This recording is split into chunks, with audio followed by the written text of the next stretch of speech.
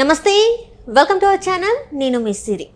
నా దగ్గర డబ్బులు లేవు నమ్మండి ప్లీజ్ అని చెప్పి జగన్మోహన్ రెడ్డి గారు ప్రచారంలో అయితే చెప్పడం జరుగుతుంది. సో ఈ అంశాన్ని మనకు వివరించడానికి మనతో పాటు ఉన్నారు ప్రముఖ సీనియర్ జర్నలిస్ట్ జగదేవ్ గారు. నమస్కారం సార్. నమస్కారం సార్. ఇప్పుడు జగన్మోహన్ రెడ్డి గారు ప్రచారంలో ఏమని చెప్తున్నారంటే, నా దగ్గర డబ్బులు లేవు ప్లీజ్ నన్ను నమ్మండి అని చెప్పేసి తను ఆ ప్రచారంలో చెప్పడం జరుగుతుంది. ఎందుకంటే నేను ఓటుకి డబ్బులు పంచలేను, అదేంటిది వేరే పార్టీ వాళ్ళ దగ్గర డబ్బులు చాలా ఉన్నాయి, వాళ్ళు దోచుకున్నారు ప్రజల దగ్గర నుంచి వెళ్ళి, సో వాళ్ళలాగా నేను కాదని చెప్పేసి తను చెప్పడం జరుగుతుంది. సో దీన్ని అసలు ఎలా చూడాలి సార్? ఆయన డబ్బులు లేవన్నారా? అవును, నిజమే.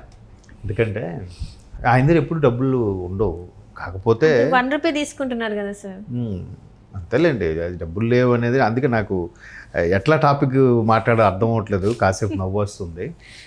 నా దగ్గర డబ్బులు లేవు చూశాను నేను కూడా. అంటే వ్యంగ్యాస్త్రాలు, మీరు డబ్బులు అయితే తీసుకోండి, ఎవరిచ్చినా తీసుకోండి, మీ ఇంట్లో వాళ్ళని అడిగి ఎవరికి వేయాలో నిజంగా ఇంట్లో వాళ్ళని అడిగితే ఇంకొకరు వేయరు. ఎందుకంటే అమ్మలక్కలు ఎవరైతే ఉన్నారో, ఏజ్డ్ పర్సన్స్ ఎవరైతే ఉన్నారో వాళ్ళకి కొంత వీళ్ళు ట్యూన్ చేసుకున్నారు, కొంత పర్సంటేజ్, ఎక్కువ కాదు. మిగతా చదువుకున్న వాళ్ళు ఎవ్వరు కూడా ఇంట్లో నిజంగా అదే ముసలి వాళ్ళు అమ్మలక్కలు ఇంట్లో అడిగితే ఈయనకి వేయరు. ఈయన ఏదో బహిర్గతంగా అట్లా బయటికి మాట్లాడారు కానీ నెక్స్ట్ డబ్బులు లేవు అనేది ది బిగ్గెస్ట్ డాష్. ఇంకా వదిలేయండి. అంటే ఆయన దేశంలోనే ధనిక ముఖ్యమంత్రి అని చెప్పేసి కొన్ని సర్వేలే చెప్పే వాస్తవం. అది అప్పటికి 500 కోట్లు ఎంతో అని కూడా, 500 కోట్లతో మొదటి స్థానంలో ఉన్నాడని కూడా సర్వేలో వచ్చింది. బట్ మొన్న అఫిడవిట్ దాఖలు చేసినప్పుడు 700 కోట్లు ఉన్నాయని చెప్పారు. దానికేముంది అసలు? చాలా ఇప్పుడు అప్పట్లో ఆయన మీద ఎలిగేషన్స్ అన్నీ వచ్చినప్పుడు లోటస్ పాండ్లో 60 గదులతో ఇల్లు కట్టుకున్నారని, అప్పటికే అది ఎన్నో 100 కోట్ల విలువని. అంటే స్థిరాస్తులు ఎన్ని, చరాస్తులు ఎన్ని, కేసులు ఎన్ని, ఈ కేసులు మనీ లాండరింగ్ ద్వారా జప్తు చేసినవి ఎన్ని, ఒక్క ఈడీఏ 38,000 కోట్లు జప్తు చేయగలిగిందంటే, చేయగలిగింది అంతంటే ఇంకా తిరిగి రానివన్నీ, గోడకు చేసిన సున్నాలు ఎన్ని ఉంటాయి, అవన్నీ ఎవరిది? మొన్న కూడా ఒక సీనియర్ నాయకులు, ఒక పార్టీ అనవసరం, ఆయన ఒక ఛానల్కి ఇచ్చిన ఇంటర్వ్యూలో అసలు ఆయన కింద పనిచేసిన ఎంపీలే 2019కి ముందు ₹1,00,000 అడిగితే వాళ్ళ దగ్గర ఉండేది కాదు, ఈరోజు కోట్లు టర్న్ ఓవర్ చేస్తున్నారు, వాళ్ళు ఎవరికి ఎంత కావాలని ఇవ్వగలుగుతున్నారు అన్నట్టు కూడా ఆయన చెప్తున్నారు. ఒక మామూలుగా కింద స్థాయి జడ్పీటీసీ ఆయన, అంటే తెలిసిన అతను.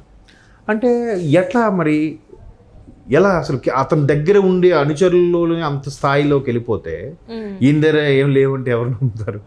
అది కూడా చూడండి ఎంతసేపు ఎలా ఉందంటే, నా దగ్గర లేవు, చంద్రబాబు దగ్గర డబ్బులు ఉన్నాయి, చంద్రబాబు ఇస్తే తీసుకోండి, ఎందుకంటే ప్రజల దగ్గర దోచుకున్న డబ్బు అనంట. మళ్ళీ చూడండి పెద్ద జోకు, దేవుడు మన వైపు ఉన్నాడు, దేవుడు చూస్తున్నాడు అని. ఎట్లా అందరూ తప్పు చేసిన వాళ్ళు అదే మాట అంటున్నారు, తప్పు చేయని వాళ్ళు అదే మాట అంటున్నారు. ఎలా తెలిసేది? ఎవరు నమ్మాలి? ఎందుకు నమ్ముతారు? మరి ఇదే రాజశేఖర రెడ్డి గారి పేరుని కూడా ఛార్జ్షీట్లో దాఖలు చేయించింది ఈయనని కూడా. మొన్న ఎవరు ఉండవిల్లి గారు ఏదో వచ్చిన ఒక దీంట్లో చూశాను. తర్వాత ఆయన అన్నారని కాదు, షర్మిలా గారు కూడా ఒక స్టేట్మెంట్లు ఇవ్వడం కూడా చూశాను. అది కూడా ఇప్పుడున్న ఏఏజీ గారు, పొన్నవోలు గారు ఛార్జ్షీట్లో పెట్టారండి రాజశేఖర రెడ్డి గారి పేరుని. అంటే నాకేం సంబంధం లేదు, ఆయన్ని అడగండి, ఆయన ఇప్పుడు లేరు కదా, ఆయన్ని అడగండి, నేను తప్పించుకునే ప్రయత్నంలో ఈయన అలా చేశాడని ఆయన రాజశేఖర గారి పేరు పొన్నవోలు గారు యాడ్ చేశారు. ఆ పొన్నవోలు గారిని ఇక్కడ తీసుకొచ్చి ఏఏజీగా అడ్వకేట్ జనరల్గా పెట్టారని, అసిస్టెంట్ అడ్వకేట్ జనరల్గా పెట్టారని షర్మిలా గారికి కూడా విమర్శించారు కదా. తనే చెప్పాడని చెప్తే బయటకు వచ్చింది కదా. అంతకుముందు ఆయన పేరట్టు మన రాజమండ్రి ఆయన కూడా చెప్పారు. సరే, ఎంతమంది చెప్తున్నప్పుడు ఇవన్నీ చేస్తున్నప్పుడు ఇవన్నీ ఏంటివి? ఇవన్నీ డబ్బులు కావా? ఇవన్నీ ఏంటివి? దేవుడు మన వైపు ఉన్నాడు, దేవుడు చూస్తున్నాడు అని అంటే ఏంటిది? అసలు అదే అనిపిస్తుంది. మీరు అలా అడిగేసరికి కాసేపు నాకే ఏం మాట్లాడాలో అర్థం కాలేదు. మౌనం. డబ్బులు లేవు అనే ఆన్సరు చాలా, అది లౌక్యంగా చెప్పాను అనుకున్నారా, లేదంటే పిల్లి అంట కళ్ళు మూసుకొని పాలు తాగేస్తుంటుందంట, నన్ను ఎవరు చూడట్లేదు అనుకొని అట్లా అనుకుంటారా? లేదంటే రాజకీయాలు ఇవన్నీ సహజమేలే, ఏం మాట్లాడినా చెల్లుతుంది, మన గవర్నమెంట్ వచ్చాక చూసుకుందాంలే అనుకుంటారా? ఎట్లా అమ్మ మరి? క్లియర్గా అన్ని ఇప్పుడు ఈడీ ఎంత చేసింది, సిబిఐ ఇంకా ఉంది. నిన్న మొన్నటి వరకు సిబిఐకి ఇంకా 12 ఏళ్ళుగా ఆయన బెయిల్ మీద ఉన్నా మీరు ఏం పట్టించుకోవట్లేదు అని చెప్పి సిబిఐ మీద ఎక్స్ప్లెనేషన్ అడిగింది సుప్రీంకోర్టు. సిబిఐకి వాళ్ళకి అడిగింది, అలాగే తెలంగాణ హైకోర్టుకు కూడా అడిగింది. ఇద్దరు కూడా ఎక్స్ప్లెనేషన్ ఇచ్చారు. ఇస్తే సిబిఐ ఇంకొక అడుగు ముందుకేసి మాకు ఎలా కాదు, హైకోర్టులో పెడితే ఏమవుతుందంటే ప్రతి 2 ఏళ్ళకి ఎవరో జడ్జి మారిపోతున్నారు, మేము మొదటి నుంచి పెట్టేసరికి మళ్ళీ అన్నీ వినిపించి ఎక్స్ప్లెయిన్ చేసేసరికి 2 వాయిదాలు వస్తున్నాయి, అది 4-5 వాయిదాలు వస్తున్నాయి, మళ్ళీ జడ్జి మారిపోతున్నారు. మాకు అలా కాకుండా స్పెషల్ కోర్టు పెట్టండి, స్పెషల్ జడ్జిని పెట్టండి, కోర్టు అది కేసు కంప్లీట్ అయ్యే వరకు ఆ జడ్జి ఉండాలి, ఆశాంతం మొదటి లాంటి వరకు ఆయనే ఉండాలన్నట్టు కూడా రిక్వెస్ట్ పెట్టుకున్నారు. ఎట్లా సాధ్యం చెప్పండి? ఎంతమందిని మ్యానిపులేట్ చేశారు, ఎంతమందిని ఇది చేశారు. మరి ఎందుకు నిజంగా తప్పులు ఏవి చేయకపోతే రావచ్చు కదా. ఇప్పుడు మొన్న ఆవిడ కడిగిన ముత్యంలా ప్రతి ఒక్కడు అరెస్ట్, ప్రతి ఒక్కడు అది చెప్తున్నారు, కడిగిన ముత్యం లాగా వస్తానని చెప్తున్నారు. మోర్ ఓవర్ చంద్రబాబు గారు హయాంలో వివేకానంద రెడ్డి గారు చనిపోయారు, ఇంకా లాస్ట్ గవర్నమెంట్ ఉన్న. మరి అదేదో ఆ కేసు బనాయించి ఆయన లోపలేసినా బాగుండేది. స్కిల్ కేసు అని వేసారు. ఎందుకు వేసారు? అవినీతి చేశారు. స్కిల్ కేసులో ఏముంది, బయటకు వచ్చేసరిగా ఏ పత్రాలు లేవు, ఏ ప్రూఫ్స్ లేవు. ఏదైతే పొన్నవోలు గారు చూపించారో వాళ్ళు క్రియేట్ చేసుకున్న పత్రాలను కూడా మొన్న తేలింది. అవన్నీ తెలిసి ఒకటి తగలబెట్టేశారంట. తగలబెట్టి నెక్స్ట్ డే ట్రాన్స్ఫర్ అయిపోయారు. ఇవన్నీ ఎక్కడ, ఎంత క్రియేటివిటీ, ఇవన్నీ ఎవరి కోసం, ఏది చేద్దామని, ఏం సాధిద్దామని. అది ఏదైతే పేద ప్రజల అకౌంట్లో ప్రతి ఒక్కరు ఇంటికి కూడా సుమారుగా 5 ఏళ్ళలో 5 లక్షలు లబ్ధి చెందింది, మీకు వచ్చింది చెల్లెమ్మ తమ్ముడు అంటే నేను తినడమే కాదు మీకు తినిపించాను, మీకు కూడా నాలో వాటా ఇచ్చాను, మీరు నాకు ఓటేయాలి అన్నట్టుగా ఉంది. మా చిన్నప్పుడు చూసారా, అరే ఈ ఎండతో ఐస్ క్రీమ్ తింటే జలుబు చేస్తుందిరా, అమ్మ తిడతాదరా అంటే వాడు వెంటనే ఐస్ తీసుకొచ్చారా, తమ్ముడు నీకు చిన్న మొక్క ఇస్తాను, అమ్మకి చెప్పకరా అంటాడు. అట్లా ఉంది. ఐస్ అంతా అడి తినేస్తాడు, చిన్న మొక్క అడిగిస్తాడు. సేమ్ ఇప్పుడు అలాగే ఉంది. ఆ పథకాలు మొత్తం అయిపోయి, అందుకే కదా దగ్గర 2.5 లక్షల కోట్లు ఎంతో మొత్తం అందరికీ స్ప్రెడ్ చేస్తే, అంటే నేను ఒక 2-3 ఏళ్ళ కింద చూసింది ఏంటంటే 1,40,000 కోట్లు అకౌంట్లోకి వెళ్ళాయని ఉంటే, అంటే సంక్షేమ పథకాల కోసం ఉపయోగిస్తే కేవలం 90,000 కోట్లే అకౌంట్లోకి వెళ్ళాయంట.